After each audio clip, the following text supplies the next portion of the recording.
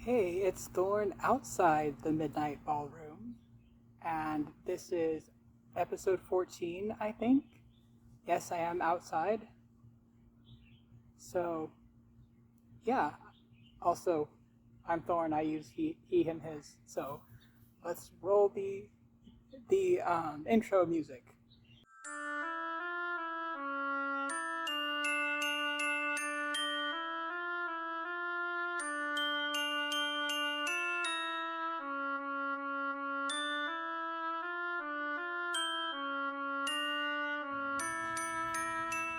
A small goat Banros, my co-host, has joined me out here. I'm in my parents' backyard, and I'm out here at about 6 p.m. or so.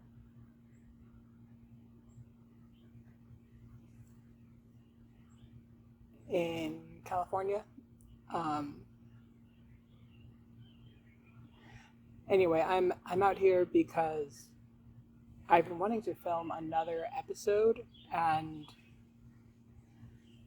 every time it got late enough to where I felt like I could film, because I film at night so that I won't have to ask the people around me and who are also in the house to be quiet or leave the common areas, because I'm basically in the common areas.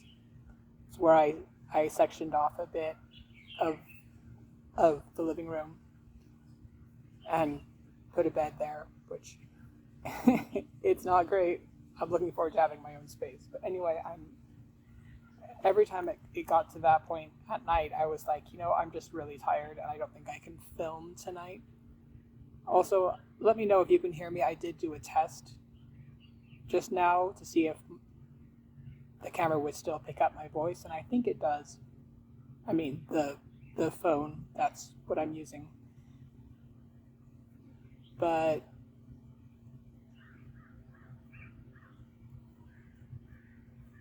I'll also probably up the volume in post more than I usually do, just in case. And it's nice because I can up the volume in post while also capping the amount at which the sound is able to peak. I'm not sure what the word is, but like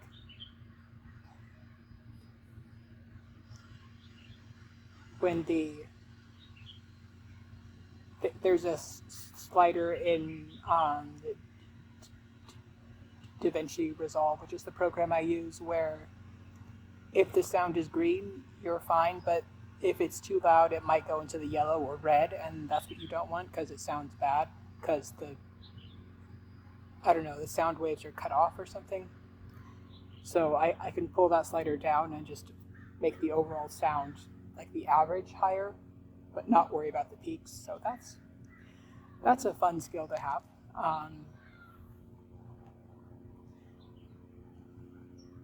I may have to stop if there are too many loud airplanes like this one. I mean pause, but I can certainly foresee having to stop too. But the reason I'm doing this in my backyard, I was thinking about doing it in the front yard, but I was like, well, people will be walking by at this time of night, and I don't want to get them in the video to respect their privacy. I don't want to get any of the fronts of the houses in the video, just for safety, and I don't want to have to explain to people why I'm talking to my phone. I mean, it's pretty obvious that I'm filming, but also like you'll always feel a bit self-conscious. So I brought a few things out that I wanted to show you. First, coffee break. I guess this is one of the things I wanted to show you. It's a big coffee mug with, and it's white ceramic, I think, with a Thomas Kincaid painting all around the sides. It's a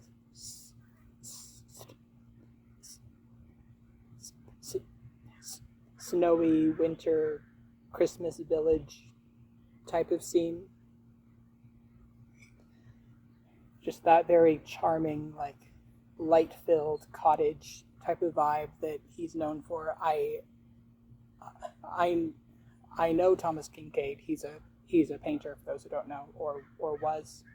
Not sure if he's still around. But because my grandmother, my mom's mom, loved his paintings, so I like this mug because it makes me think of her.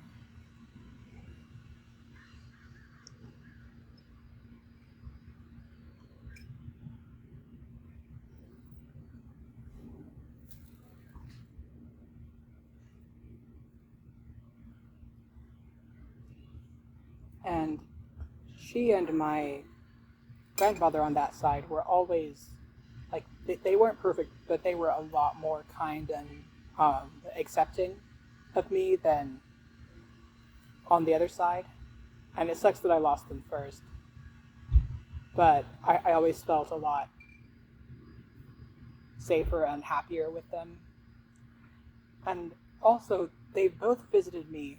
Both those grandparents have visited me multiple times, in my grandmother's case, in my dreams.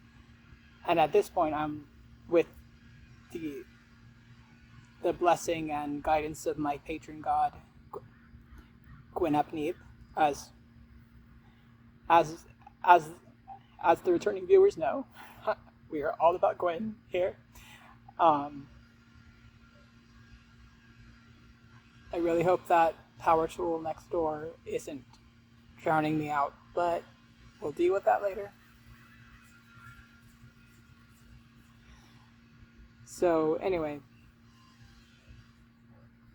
with Gwen's guidance and blessing, I've accepted my grandparents as part of my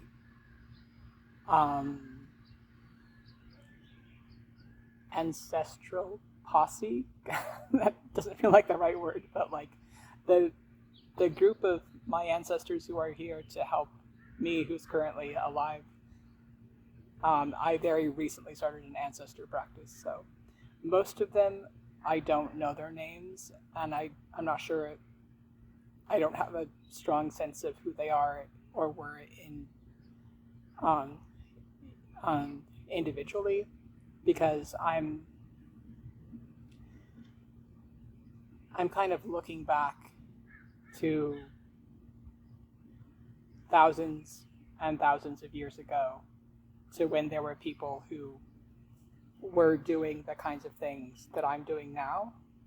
And like there was a pretty big gap in between there with a lot of more recent ancestors who might not have the skills to help me or be comfortable doing so for various reasons. So it's nice that I can add two of my recent ancestors that I actually knew in life to that group.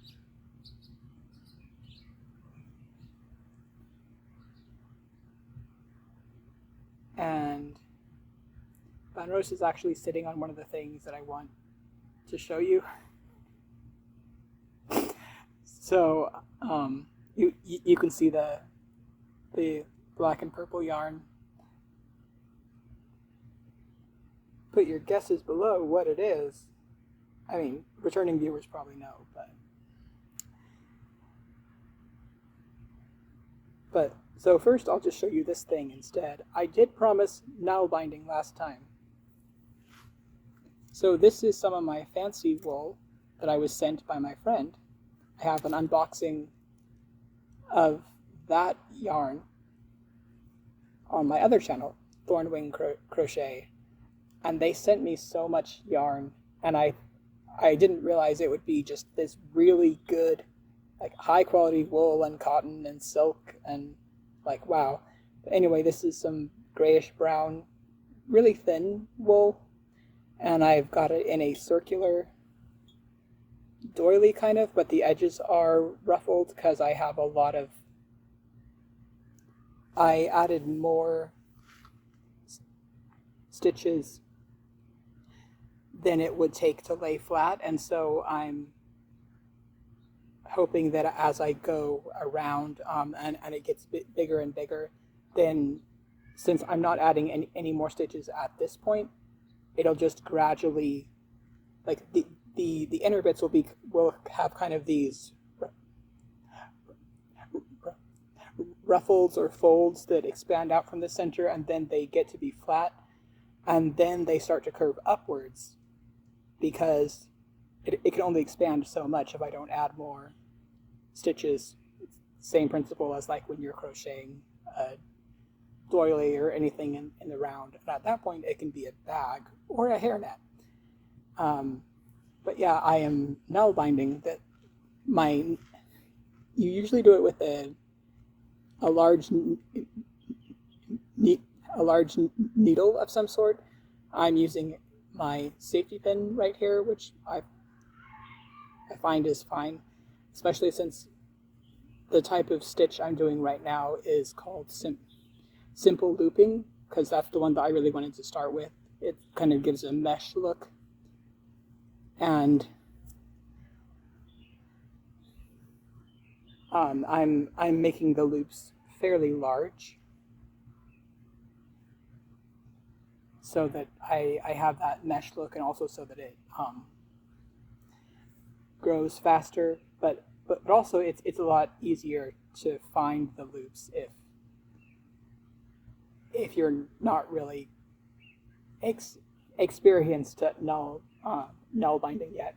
So I can see where they are and just go in.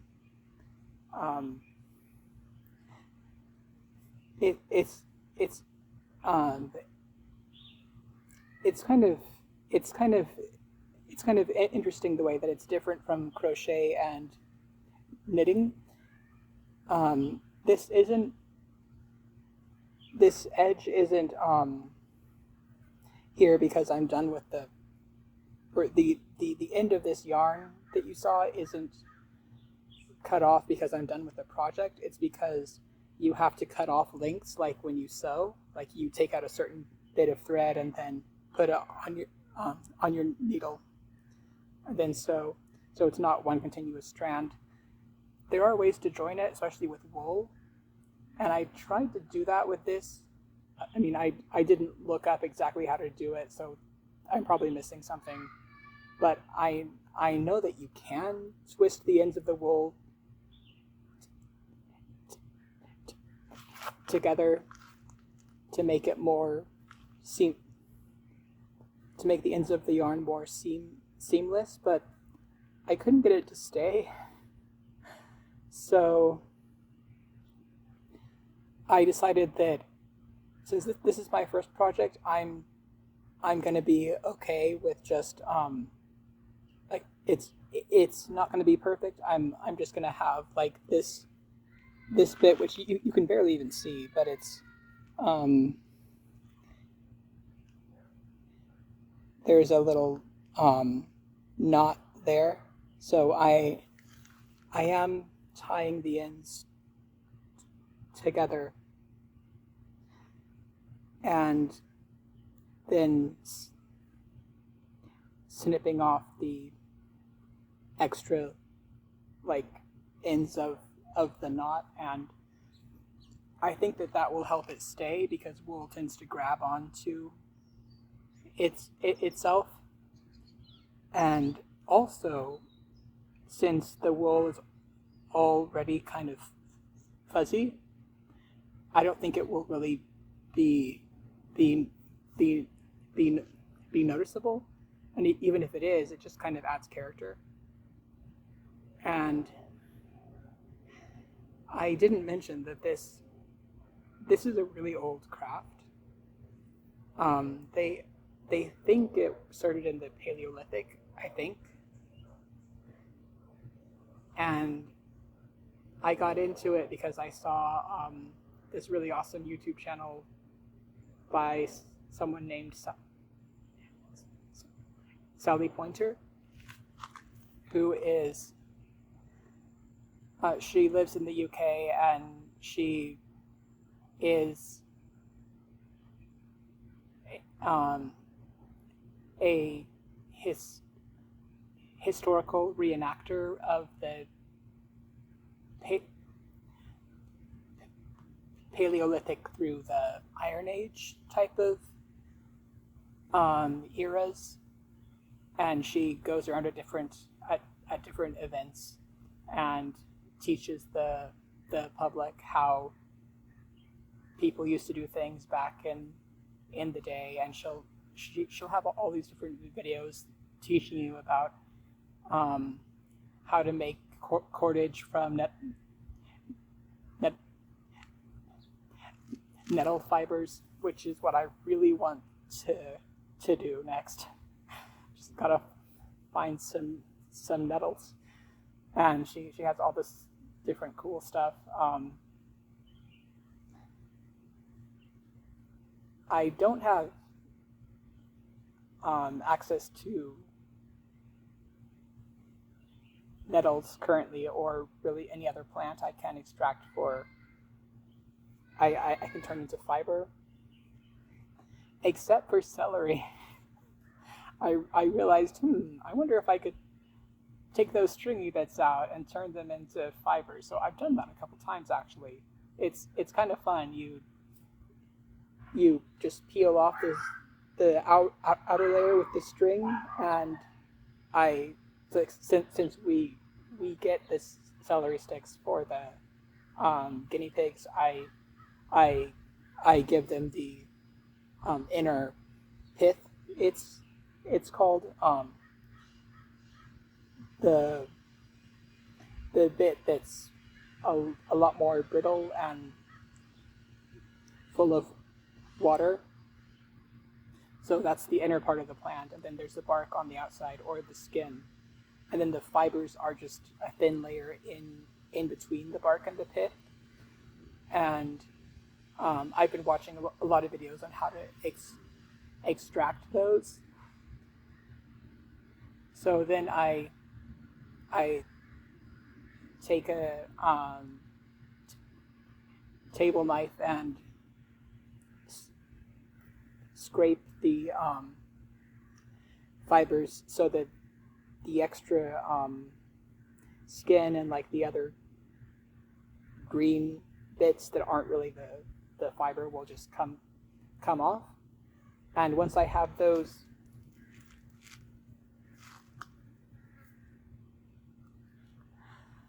wow, that was gory. I slapped a mosquito, and now there's blood on my leg and hand. Anyway, so anyway, I scrape the fibers, and then I just let them dry. And once they're dry, you can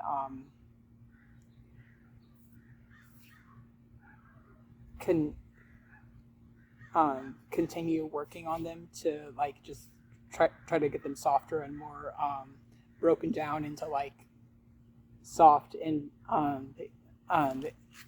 individual fibers, just depending on how coarse of a final thread you want. So I haven't managed to get, like, I'm still learning how to do all of this, but what I have found is after they're dry,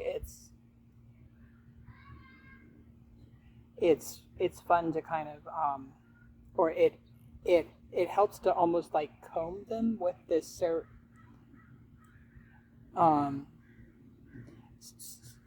serrated edge of the same table knife as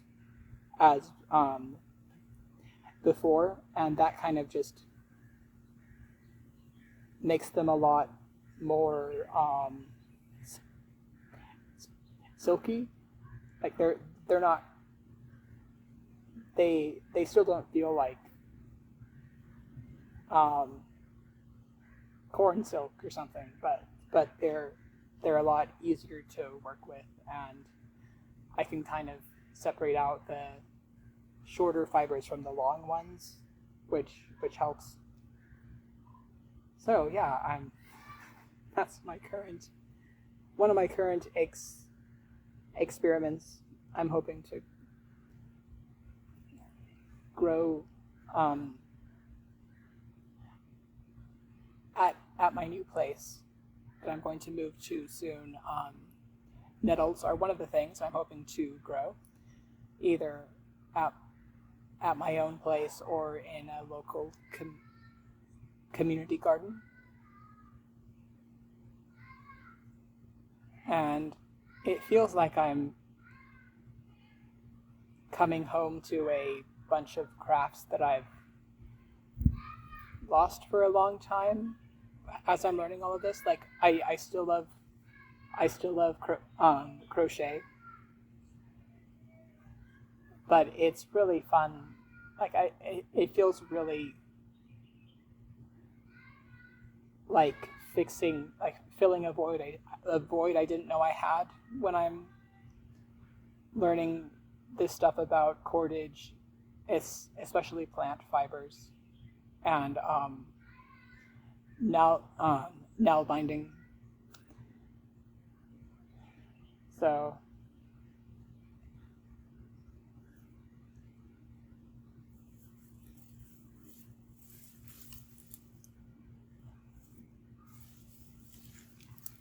this pine tree behind me is dropping so many needles. I should see if I can use them for something. That'd be fun. I actually, since we have a lot of this grass, that really strong grass that dries, and then it has the seed heads that just stick to everything. I've been taking the seed heads off, as well as any of the leaves and roots, and I don't know what I'm going to do with them, but I have a good sized bundle of just the stems, and after I'm sure those are dry, because they look pretty dry, but this morning when I was getting some more, I still was seeing some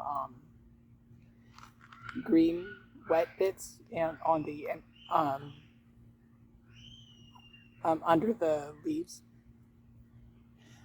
So I have to make sure those are dry because they will shrink otherwise. And then I can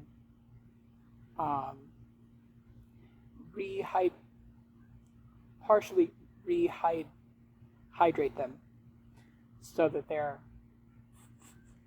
flexible enough to work with, because otherwise they're very brittle. That goes for most plant-based crafting materials. You want to make sure that all the previous moisture is out, like from when the plant was alive, and then you want to soak it in water just enough so that you can bend it or weave it or something.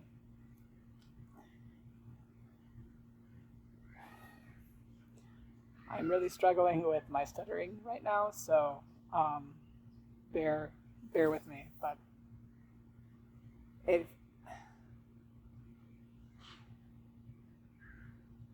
makes every word so difficult when it should just be like a stroll in the park. Instead, I'm climbing over boulders constantly. But I mean, that's the reality of having this particular disability. But it is frustrating. Oh, and this is what the yarn looks like before it's now bound. the wool that I'm using.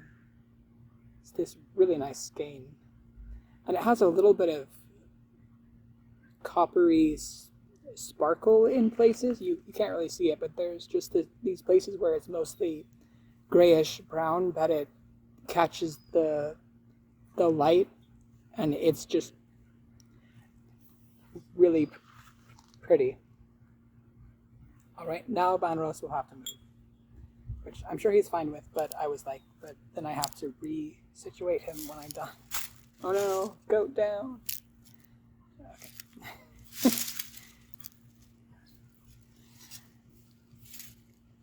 So if you were guessing that this is my Gwyn Grafgan, based on the chart Modern Wild Hunt, which I drew and then I turned it into a chart. See, the seed heads are going to be sticking in this for days.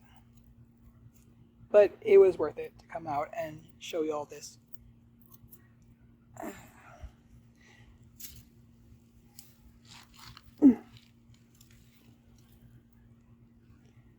I hope that you can see that because I could not tell what you could see because I was, covering my face with this. But anyway, this is my picture of Gwyn, my patron god. He's shirtless and has a dragon tattoo on his chest and like long silver. Well, his hair is like silver, white, and black in this picture. But it's kind of long and wild, and he's got the moon behind his head, and he just looks amazing. And what's different now is that I have added the border, and yes, parts of it are bigger than the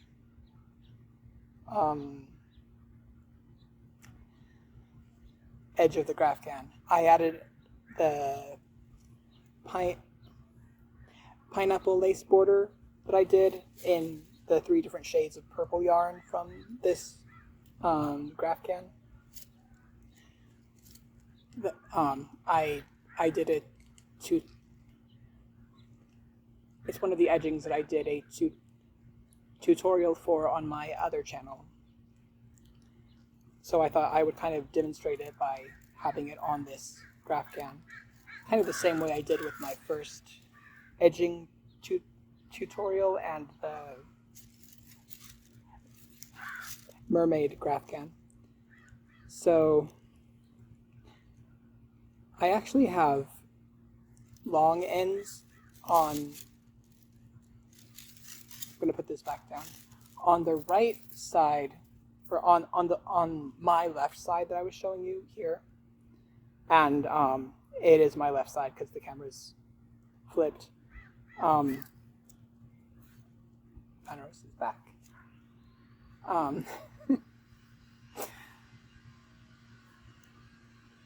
On the top left, there's a crow. You can see the long trailing end, and then I also did that on the bottom right, so it's kind of a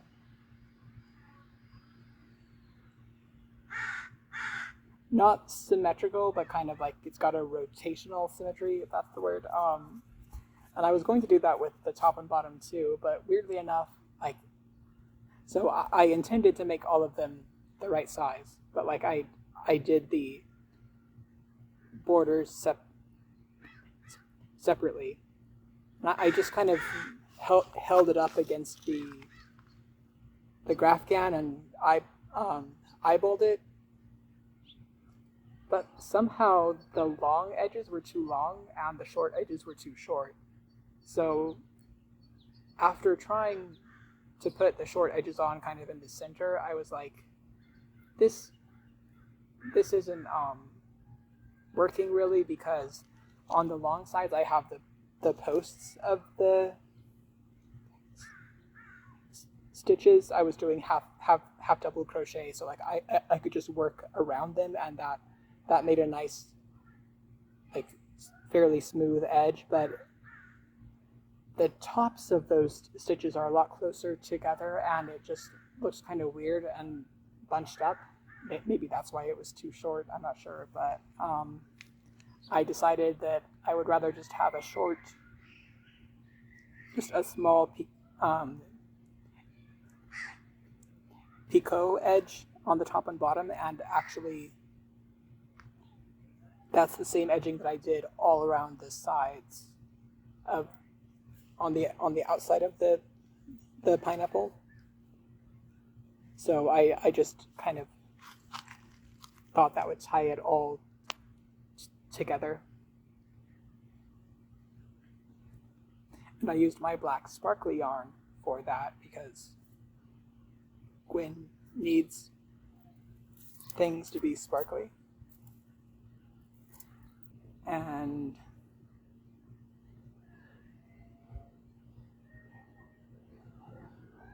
I feel like I was going to say something else about this, but I can't remember. So in any case, I am really happy about this. Oh yeah. The point of having the border, besides keeping it from curling up, is to make the long edges a bit wider, because as a blanket, it is a bit like, the graphic ends are a bit long and narrow, so they're a bit tricky to use as a blanket, but the wide border helps. So I figured, well, it's really more important to have the border on the sides if I had to choose. So, but yeah, some of my friends and I were saying this is going to look so good on my couch, or anywhere that I want to have it in my future home, and I won't have to hide things that are too pagan or too trans and queer, or just things that my parents probably wouldn't say anything about, but I don't know, and I just don't want that conflict, really. Like, it's hard enough with being here. I don't really want to go into it, but one of the reasons I'm so tired is just, living here in a space that's not very affirming, and having to keep all of that inside, because I have tried many times to talk to them and bring up my concerns and try to resolve things, but it has not worked. So now I just don't open up anymore. I mean, I'm polite, but I'm just like, I'm not going to give you my inner life anymore. And yeah, I feel like that's all we should say about that right now, because I do think it's important for both me and for my own kind of well-being, and also just kind of as a nice way of connecting for me to be able to be somewhat open about the things that are going on. But I also don't want to vent or rant in a way that's uncomfortable for the people watching. So I'm trying to kind of balance that.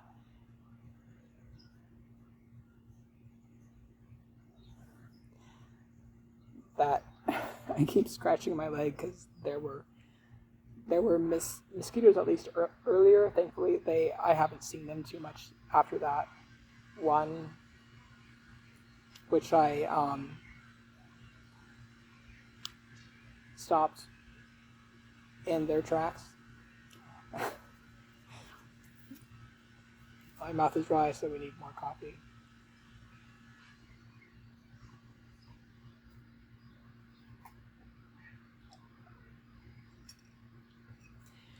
speaking of having my own place, I'm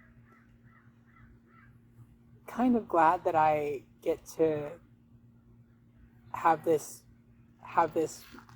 memento for both you and for me, looking back, of the outside spaces of this place where I've lived all my life, but especially the last 2 years. All my life being since I was 7. That's when we moved here. Because I have somewhat connected to the land and the plants around me, especially the trees. There are some olive trees out front that I'm constantly taking pics of them, and with the sunset behind them, and putting them on my personal pagan Instagram, which is Silver Thorn Rose.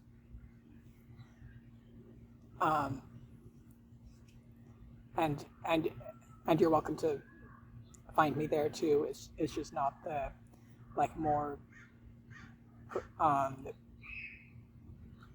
professional crochet account. But since this podcast is more personal and pagan, then I wouldn't be surprised if people were more interested in that account here than the ones who are on my other channel.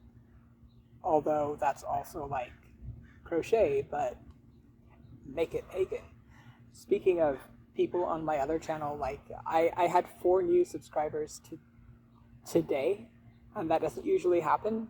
I'm slowly growing, which is great, especially for my Thornwing crochet account, because that's the one that I'm putting the effort in to make it at some point a vehicle to let my business become something that I can live off of. Whereas if people want more content from me, then they can go see these other things where I'm not worrying so much about the algorithm or keywords and stuff.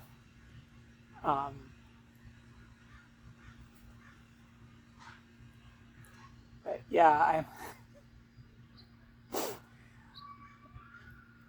I had a lot of fun with the thumbnail for one of my most recent videos. There was an owl hooting outside my window the whole time, which was great. But I didn't realize how often it was hooting until I was editing. And so I kind of made that part of the running joke of that video. And one thing on the thumbnail says live music from this owl. And I chose a graphic of an owl from Canva. So, and now we have live music from the crows, which is great. At least I think they're the crows.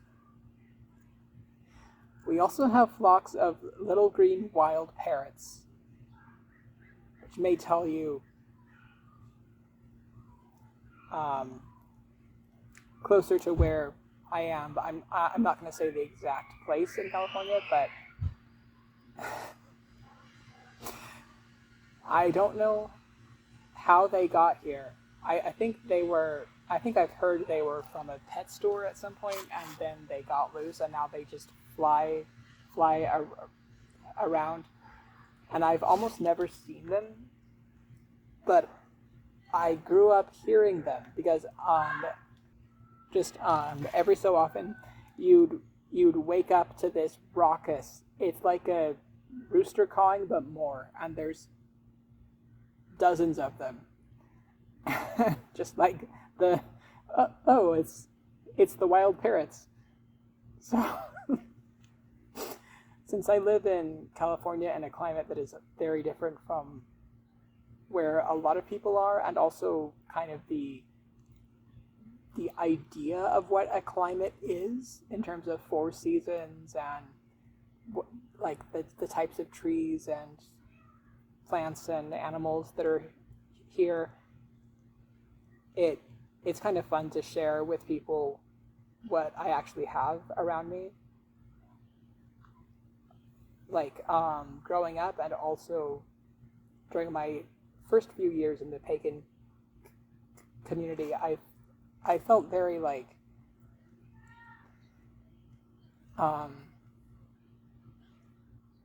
the cycle of the 4 seasons and the wheel of the year just didn't fit where I was.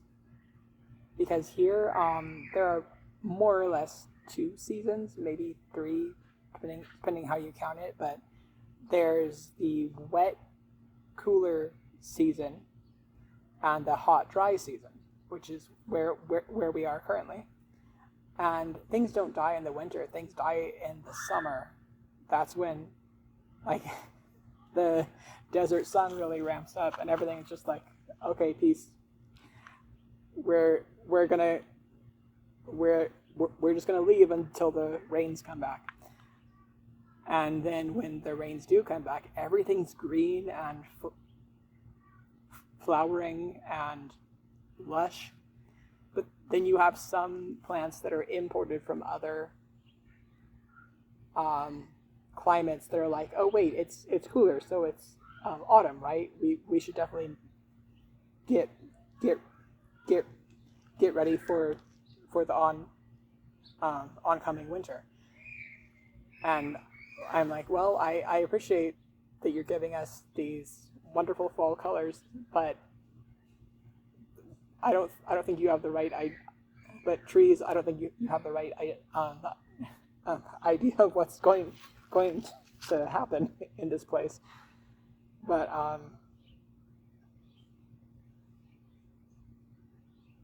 yeah, I'm kind of excited to just with my future garden and kind of witchcraft and crafting witchcrafting endeavors. I'm excited to learn more about what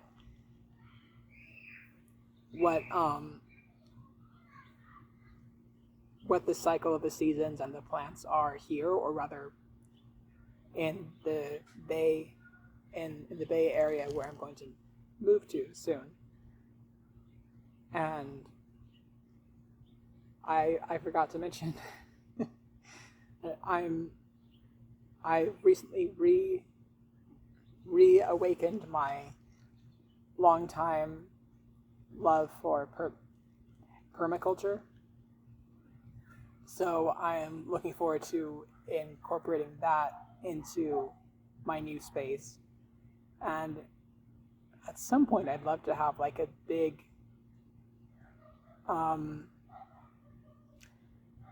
like a cottage and a food forest, which is kind of a live-in temple grounds for Gwen, and I can like I know that I'll be safe there with like having my own land and food, but also like be able to help other people.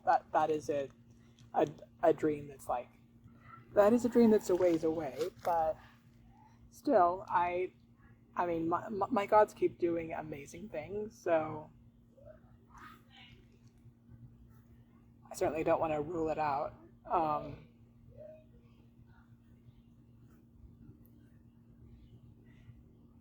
Oh yeah, and I'm hoping that by doing that I can help the local land and environment too, because I think it'd be really cool to unpave like a parking lot or something, and create a space where the water could just go straight down into the ground water system, or the aquifer or something. And since we definitely have a drought here, that might help. I've been watching videos about all these types of things on YouTube and getting inspired, which is nice because like I know that I'm going to be out of here soon, but still it's just so hard to wait since I'm still in a space that is not good for me. But yeah, hopefully soon. Just waiting to hear on the next step of the process. It's like without giving any details. Like I know that I'm going to be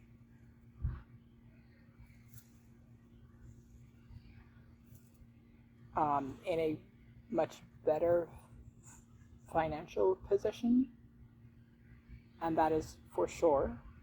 But I just have to wait for the next step in the process. And there's an upper limit on when that is, but it could be sooner than that too. So I'm like, come on, hurry. But yeah, I appreciate any prayers or good vibes you want to send, or like lighting a candle or something. Anyway, the sun is going down. Well, she was going down when I came out here, but like now the sunset is much further progressed, and I hope that it isn't too hard to see me against the bright sky, but in any case, that's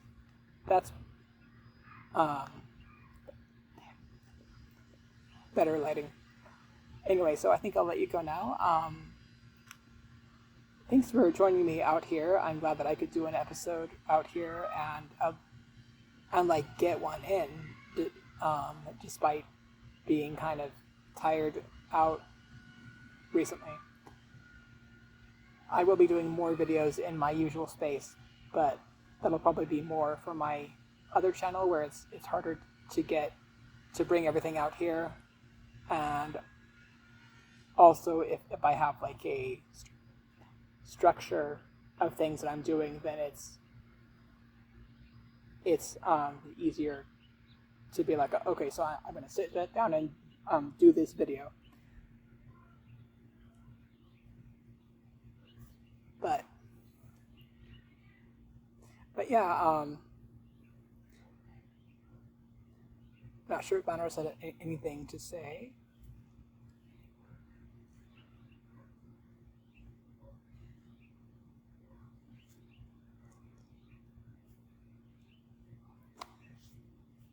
If he does, I will put it in post.